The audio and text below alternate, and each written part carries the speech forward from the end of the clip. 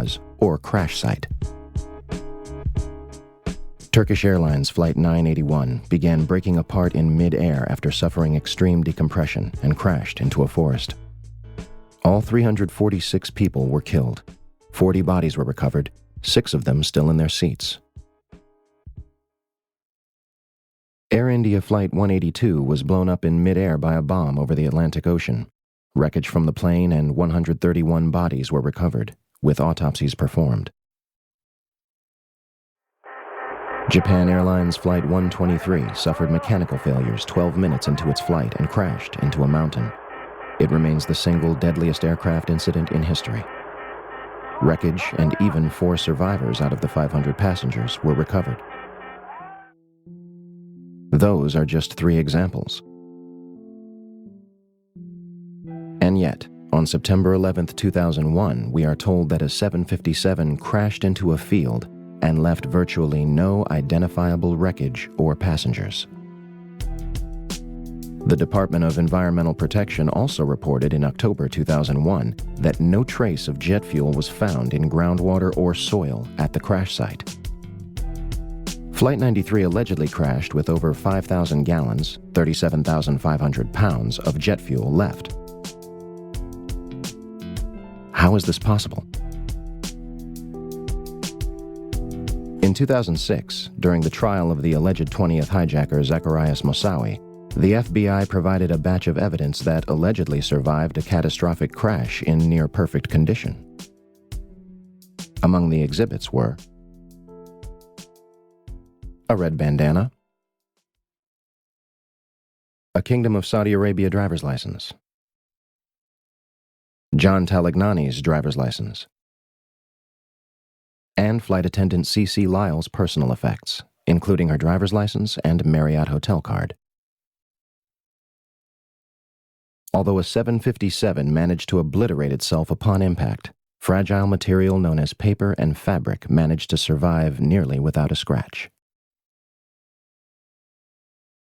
The FBI also releases pictures of an engine and 2 pieces of fuselage. It is unspecified where those were found. What really happened near Shanksville, Pennsylvania on 9/11 remains a mystery. But one thing seems clear. A 757 did not crash intact into a field in Shanksville, Pennsylvania.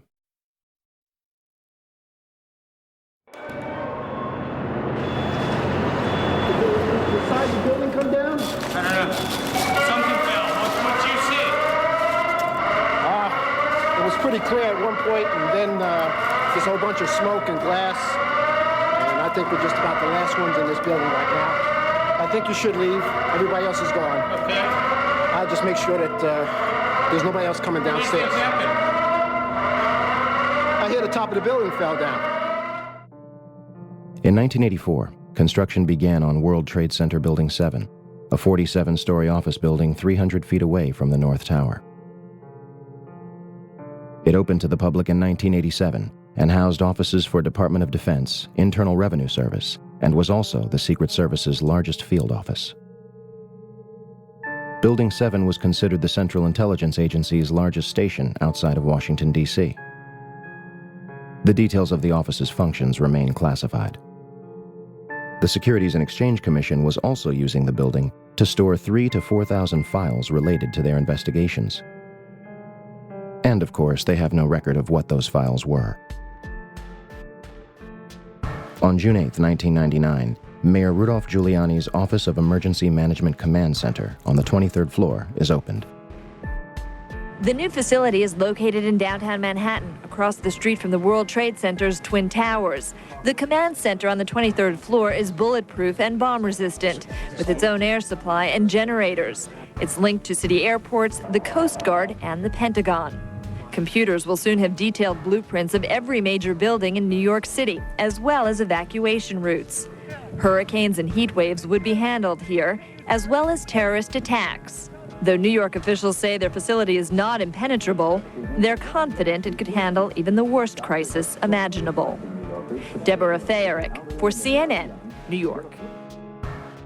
On the morning of 9/11, before the first plane strikes the North Tower, Building 7's alarm system was unexpectedly placed on test status at 6:47 a.m. for a scheduled period of 8 hours. This normally occurs during maintenance, and any fire alarms from the building were to be disregarded. After the second plane strikes the South Tower, Building 7's power was deliberately shut off and its tenants evacuated. Following the collapse of the North Tower, almost all of the surrounding World Trade Center buildings were completely destroyed, but the structures remained standing. Building 3, a 22-story building directly below the Twin Towers, was split in half by the South Tower's collapse. Although the building was severely crushed by falling debris, the structure remained standing. Building 4, a 9-story building east of the South Tower, was almost completely flattened. The remaining structure did not collapse. Building 5, a 9-story building east of the North Tower, suffered from severe fires and structural damage. Building 6, an 8-story building between the North Tower and Building 7, suffered a giant gouge in its roof and severe fires. Neither Building 5 or 6 suffered a collapse. Neither did the Deutsche Bank building, which stands to this day and is currently being demolished beam by beam. Neither did the Millennium Hotel across the street. Building 7, a 47-story office building hundreds of feet away, burns controllably over a few floors and suffers structural damage to its south face before collapsing completely to the ground at near free fall speed. The collapse of Building 7 was rarely reported on the day of and after 9/11. Yeah, it's very strange that was not even hit by a jet, and yet it falls very rapidly and essentially straight down into its footprint. Although the collapse of Building 7 was clearly a phenomenon and further investigation was needed, the building's steel was removed from the site and destroyed. No pieces were recovered from the debris for analysis. However, FEMA's volunteer investigators revealed after their limited studies that some pieces of steel from the rubble of Building 7 experienced something never before seen in an office fire.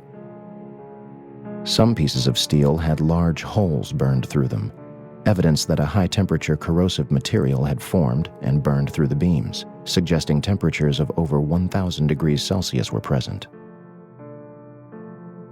But what the Worcester Polytechnic Institute scientists reported was that steel, as they looked at it, using similar methods to what we've used on the red-gray chips. These are electron microscope methods and X-ray EDS methods.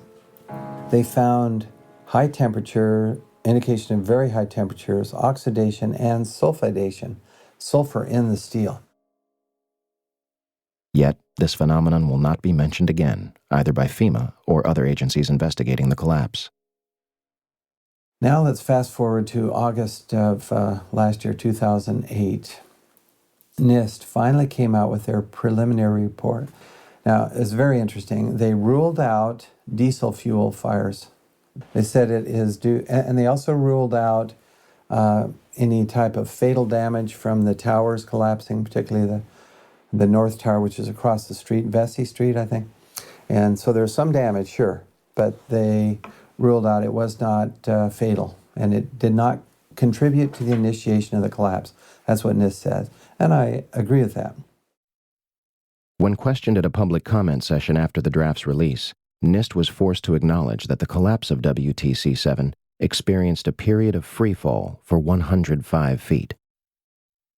That is acceleration at 32.2 feet per second squared, which is just dropping a ball in a vacuum, and that's how fast it accelerates.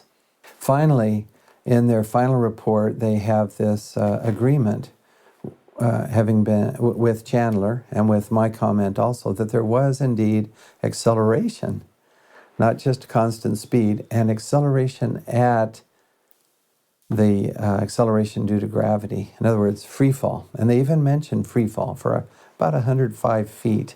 That's about 8 stories. Now that means, according to what they had previously said in August, which is correct, earlier, August 26th, nothing is in the way of the roof, nothing. Now, you can see in the videos, there's a lot of floor is still intact as the roof is is moving as a block. So somewhere down below, there's about 8 floors that have been obliterated. I mean, you can't just have the floors sitting there stationary, because that would be mass in the way, and that would slow this acceleration down. Nothing's in the way. The only way I can see how to do that is with controlled demolition, with explosives, to remove that. That's what you do in controlled demolition. You get all this material out of the way, then the upper block travels at close to free fall. In this case, at free fall. It's really amazing. It's funny Stephen would mention explosives and material being removed. 2 eyewitnesses independently claimed to news channels on 9/11 that they experienced an explosion inside the lower levels of Building 7. The first one is Michael Hess, who went on to UPN 9 News around 11:59 a.m. Oil refineries in Louisiana. When we have Frank Uciardo back on the phone with us, Brenda, with some New York City officials. Frank, go ahead. That's right. I'm standing here right now just off Broadway by City Hall with Michael Hess, who is the city's corporation counsel. Mr. Hess, you were trapped in, I believe, 7 World Trade Center. Go ahead, sir. Yes, I was. I was up in the emergency management center on the 23rd floor, and when all the power went out in the building, another gentleman and I walked down to the 8th floor where there was an explosion, and we've been trapped on the 8th floor with smoke, thick smoke all around us for about an hour and a half.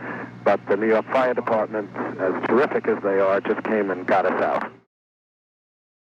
And the second is Barry Jennings, who went on to ABC 7 shortly after noon. We're going to bring more of those to you now. Barry Jennings, you were on the 8th floor. You work for the City Housing Department. Explain to me the moment of impact. Well, me and Mr. Hess, the corporation counsel, were on the 23rd floor. I told him we got to get out of here. We started walking down the stairs. We made it to the 8th floor. Big explosion. Blew us back into the 8th floor. And I turned to Hess. I said, this is it. We're dead. We're not going to make it out of here. I took a fire extinguisher and I bust the window out. That's when this gentleman here heard my cries for help.